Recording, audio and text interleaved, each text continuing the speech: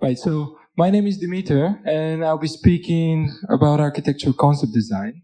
It's something that I'm quite passionate about. Just a little bit of information about me. I'm an architect that's been using Blender since 2007. I work currently as an architectural designer at HUK in London, and I also do a lot of architecture education tutorials on my YouTube channel, which is youtube.com/uhstudio. So a little bit about my company, HOK. It's a global design forum with offices throughout US, London, Middle East, and Asia. And we mostly do large and complex projects. We're working across many typologies. So arenas, airports, churches, cultural buildings, the Air and Space Museum in Washington, D.C., the Smithsonian is also HOK's. So that's a little bit about me. And how can Blender be used within architectural design? That's a question I've been interested in probably since I started using Blender. So one of the ways that we all know is architectural visualization. These are some of my examples. You can clearly see that's not what I do all day, every day. But what I'm more interested in is Blender as a design tool.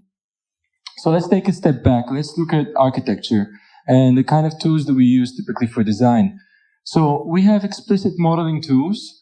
Some of them are concept modeling tools like SketchUp and Rhino, and some of them are more production-oriented like Revit and ArchiCAD.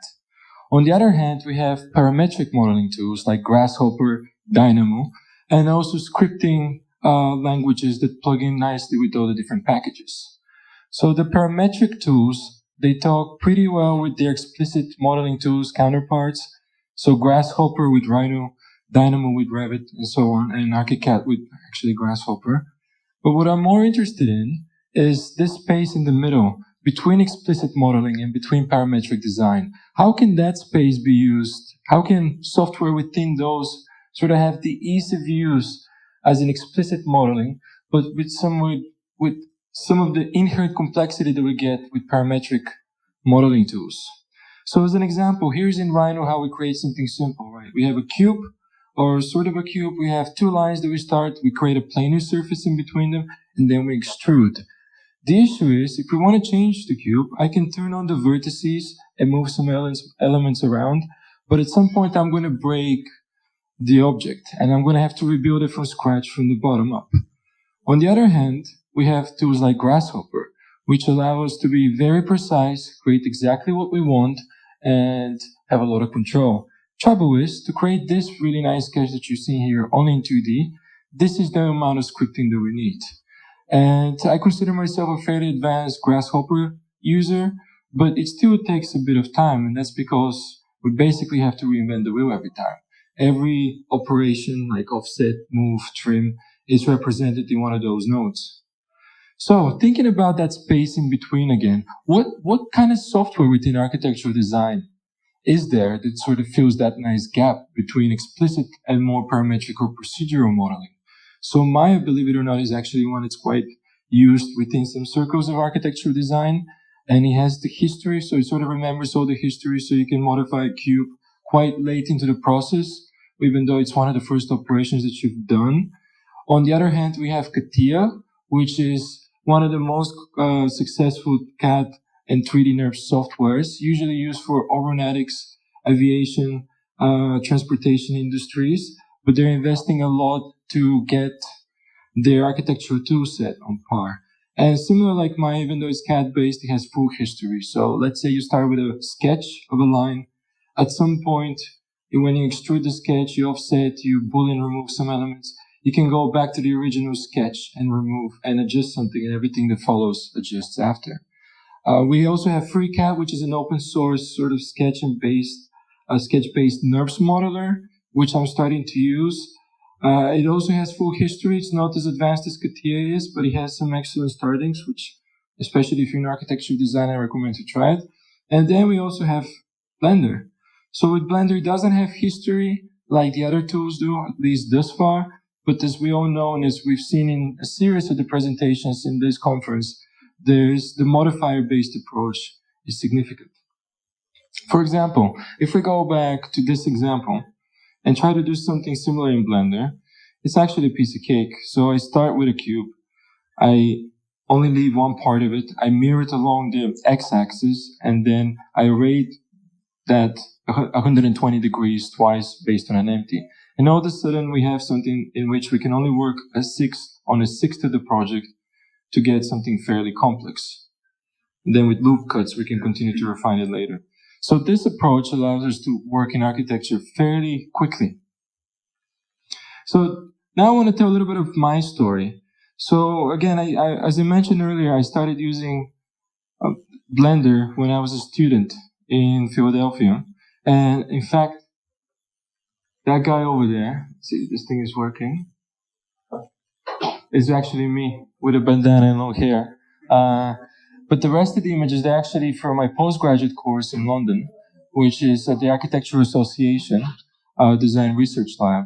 And in it, it's a mostly computational design course where we get taught all kinds of different software, how to use them, Maya, processing, Grasshopper, Python, Java, C#. We get exposed to a lot of things. It's a 1.5 year course, so although we get exposed, there isn't a lot of time to actually go in full depth without it. So what I particularly liked in that course was Maya, and in particular simulations done with nucleus dynamics. So some of the examples, like the one in the top right-hand corner, for example, we did a lot of simulations, digital ones and then physical. And the physical one sort of informed the materiality and something that we couldn't quite understand. But near the end of the course, I sort of stepped back a little bit and I remembered about Blender again. And what I realized is Blender can actually do subdiv modeling. I knew about the concept before, but not to the level that I was taught in this program. So it's hard to talk about subdiv modeling in architecture without talking about a UK-based architecture studio called Zaha Hadid Design. Those of us that model with polys and subdiv would clearly recognize the way that some of these shapes have been formed. We start with something rough, we add some edge loops, and they do all theirs in Maya, and then we take it usually into Grasshopper and refine them further to allow panelization, structure, windows, penetrations to actually happen. So a friend of mine, a colleague of mine actually at work had the idea, because I do tutorials, but they're fairly simple. He said, I want to see you do something complex. Let's see. Show me your chops in a way. So I thought this would be a proof of concept of sort of attracting the audience that typically uses Maya or is interested in subdiv-based architectural modeling into Blender. So this is another Zaha project that I remodeled. It's called the Grand Rabat Theater in Rabat, Morocco. And I got a series of reference photos. I matched some of the camera angles in my model, and then I modeled it away. So that's sort of the final result. Again, those of you that probably model cars can do this in your sleep. That's the best I can do. But in regards to explaining the architecture, the curve, the sort of growth from it, from this swing and going up and becoming the shape that it actually is, almost like a fish, I think it's done a good job. So now I want to talk a little bit about how I use Blender in the office. I'm lucky enough to be able to use Blender professionally alongside Rhino most of the time. So besides modeling, we do use it for representation as well. We have something that we call the Game of Jones style. One of my directors, his name is John, and we wanted to do images like the opening sequence in Game of Thrones. Probably less greedy. We didn't want to sell images to people that think they're going to go there and die. But, but we think that at the same time, having something that's still quite conceptual, yet it has a little bit of texture richness that adds to the image, if anything. And we think that's important to move away from these materialist hidden line renderings that we do so often. In some cases, it's okay to describe diagrams, but we want to show something a bit more physical. We think of it also almost as a scale copy of a physical model. We also do normal visualizations every once in a while. This is an arena in Valencia, which is currently in the final stages of design, and it's going to get built fairly soon down there. And that's our view. And so these are all done with Blender. This is another arena in Barcelona that we won. And this is all done in Blender, and the models come from all different kinds of places. And these were actually very fun to do. Another arena. So I used to work in sports and entertainment for quite a bit of time. I also do mixed use, residential, done aviation projects as well. So these are done in Blender Internal, which I thought was absolutely great for architectural diagrams. And it's a section of a arena in Yas actually currently in construction. And modifiers were very useful in here. All the structure was done by a basic shape. That we have the triangulate modifier, the wireframe, and the array modifier to get our large trusses. The auditorium, the seating actually came in from Rhino. And now I'm going to talk a little bit more about how I use Blender as a design tool in the office. This was a competition entry for a tram stop in the middle of a busy road in the Middle East. And it was meant to be a very sculptural object, something that you can see from quite far away. In that sense, you can sort of understand this. If you're moving fast on one side or the other, you just want to see something kind of beautiful and sculptural, and that's sort of where the intention from the form came in. In between those two columns in the top right hand, the series of columns, that's where you have your stairs that bring you underground for people to actually come and experience this. So this was all modeled in Blender, subdiv, and then we 3D printed it in the office. My favorite typology is theaters. And this is a theater proposal we did for a council in England. And it's a proscenium civic theater with 1,500,000 seats. So these are the typical kinds of theaters that you would have really nice performances in. I love theaters because they're quite civic in nature, right? This is in the center of town. There's a lot of public functions in between the sort of theater space here and the public realm in this side. So in this case, the interior was modeled in Blender. A very simple subdiv modeling, yet at the same point, quite easy to get exactly what we need. Because when we design within architecture, when we move any single point, it actually has ramifications. It's similar to what was mentioned in the first day, that we sort of built our own worlds, right? When we design architecture, it's very similar. We build our own world, and we have to understand what those design rules are to make this a successful or unsuccessful place. In this case, the ceiling, and this is sort of a finished rendering of it from a different company. So the ceiling needed to perform architecturally as well. It needs to look beautiful, but it needs to be curved, and in order for sound to not bounce too awkwardly. We also have the bands on top, which are for lights to come through over here.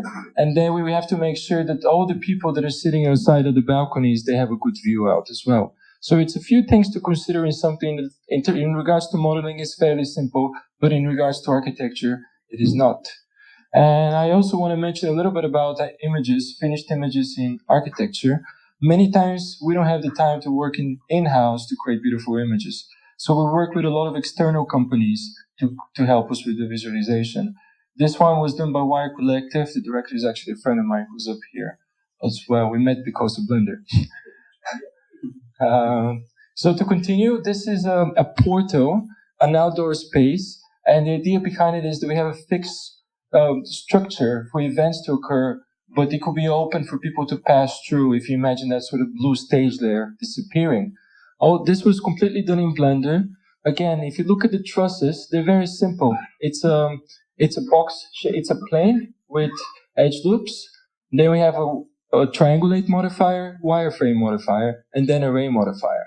And if you look at the series of different structures that are happening across that top structural bit, all of them were modeled in a similar manner. The light and the rig as well. So we have something fairly complex that render allows us to produce in a fairly easy manner. So this was one of those 11th hour competitions for an airport. Basically, one of the directors on the project came to me two hours before the project was due. And he said, we're doing an airport, we need a roof. We need to come up with something.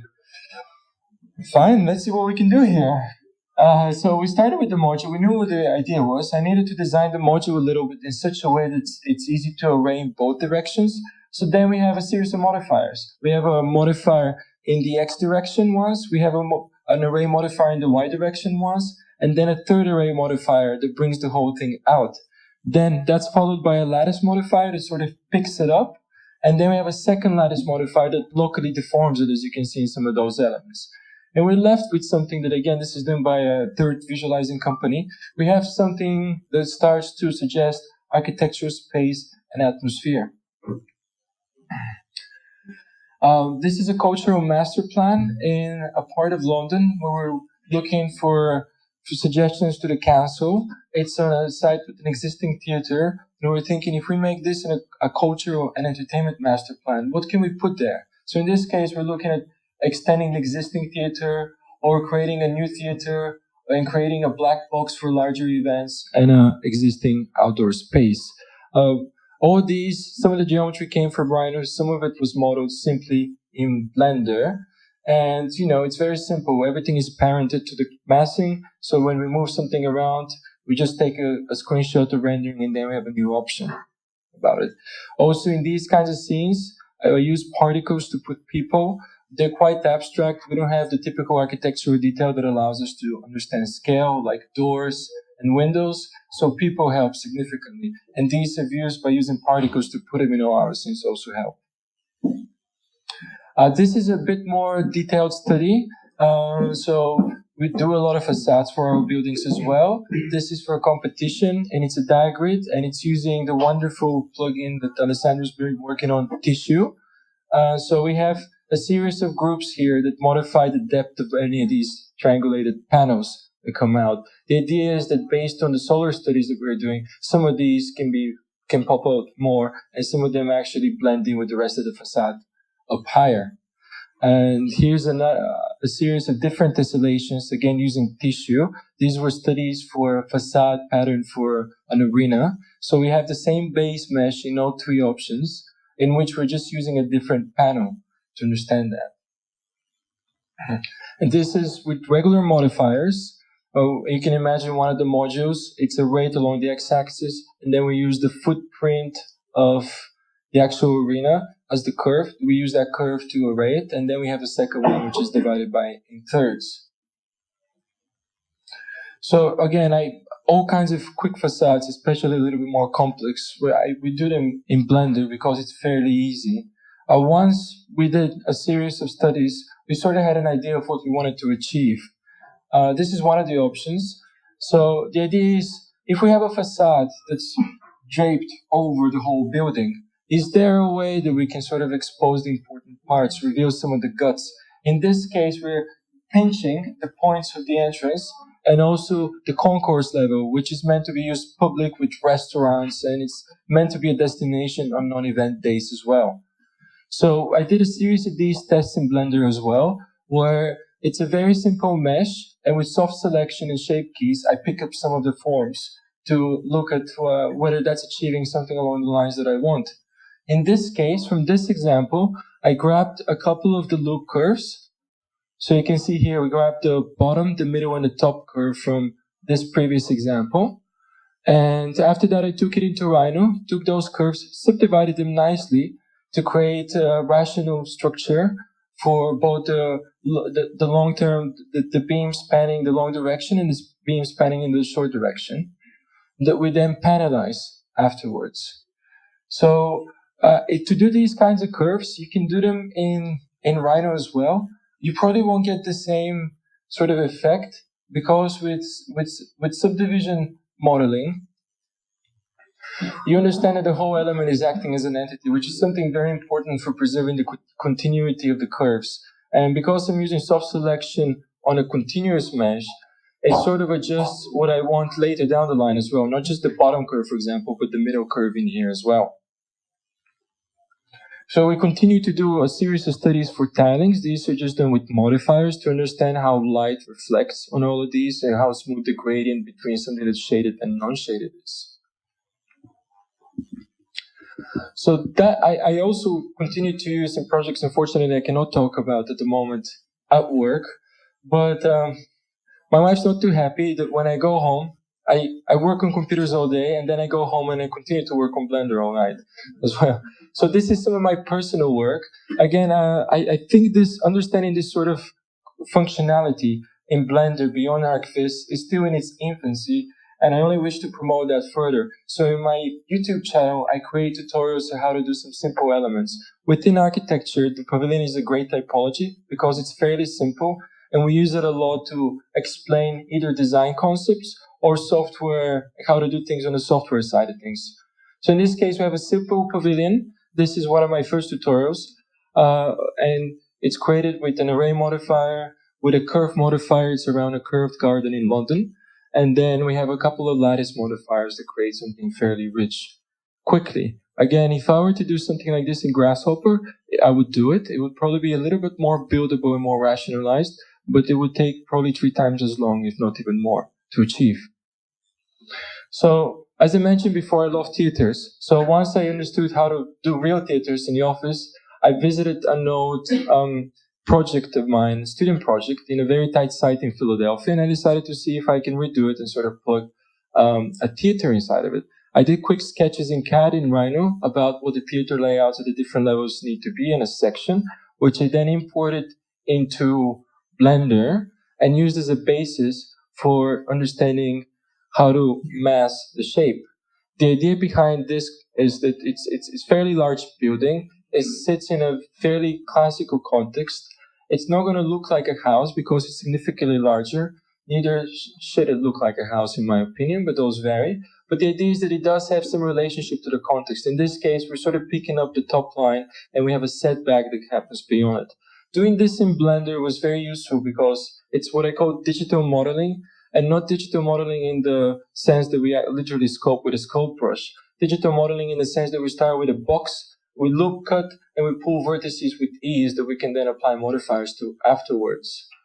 And this is sort of the final result from that study as well.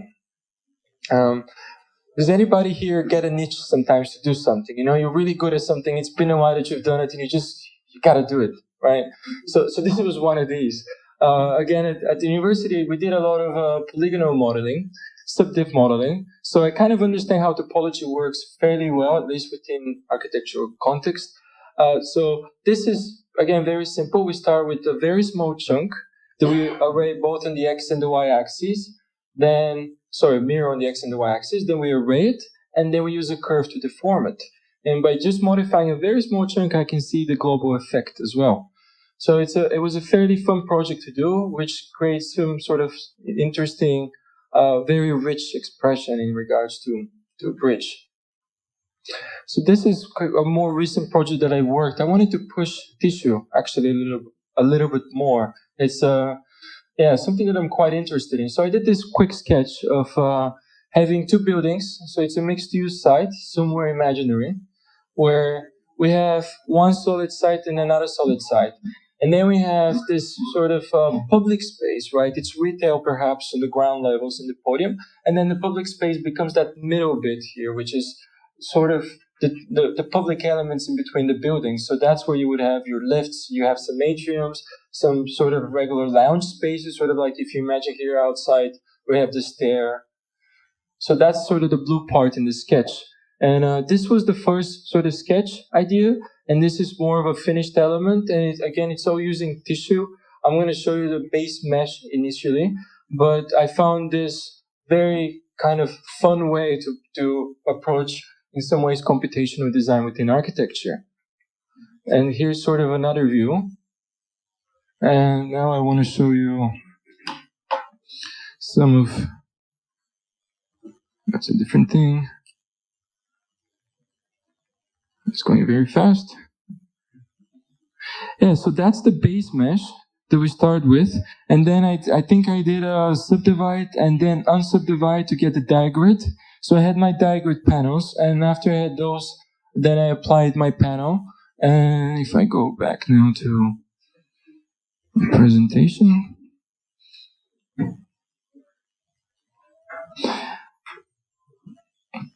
And you can sort of see the effect that we have. Now, this was also using vertex weights with an empty, and you can sort of see where the empty was located. See, it's around here, and there's a sort of a spherical effect that reduces the intensity of the effect afterwards. Now, I've been playing with tissue quite a bit, and I wanted to show you something else, which is a very non-standard way of using tissue. As an architect, I'm fascinated by urban design and actually work on some projects in the office. Let's change this over. So this project, I think I have another video that shows it better. So this project was sort of a test to see what we can do with tissue in regards to architectural design. So this started as a very simple mesh that I pulled some vertices and subdivided, and then I went and in this case manually randomly selected elements so we have different materials. With those different materials afterwards, I modeled a series of simple buildings, and this is showing the modeling part. So those are sort of the final buildings, and each one of them, let's call this A, B, and C. It responds to one of the colors that will go on the side. So in the end, we can get something kind of rich in a way. I mean, very simple in this sense, but it shows sort of a beginning where you can start, applying tissue in ways that I didn't think it's possible. What I see is that actually it's used in here 3 ways. So the first way is to position the actual footprints of the buildings, so the plot sizes, so that's the street, some indication of lighting posts and so on. In the middle of it, you had just blank surfaces. The next way I used tissue was to create the tessellations on the actual buildings. So all of those are simple modules that on a subdivided mesh that I just applied. And the third way was to actually position the buildings along the site. So as you saw in the previous video, each one of those plots was colored a different way, so I can apply a different building to it. So that's just the beginning of a more sort of personal interest and exploration of how we can use Blender not only for architectural design, but more in the urban design sense, which I think it has some great potentials to do.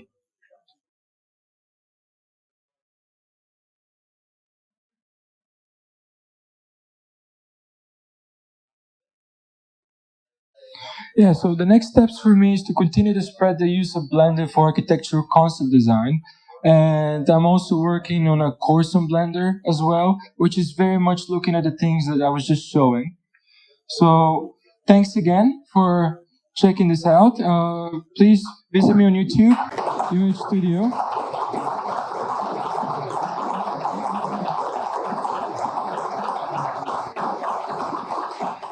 And in case you're interested in architectural course, you can scan this QR code here to sign up for the mailing list. So you'll be one of the first ones to know when they're available. Thanks.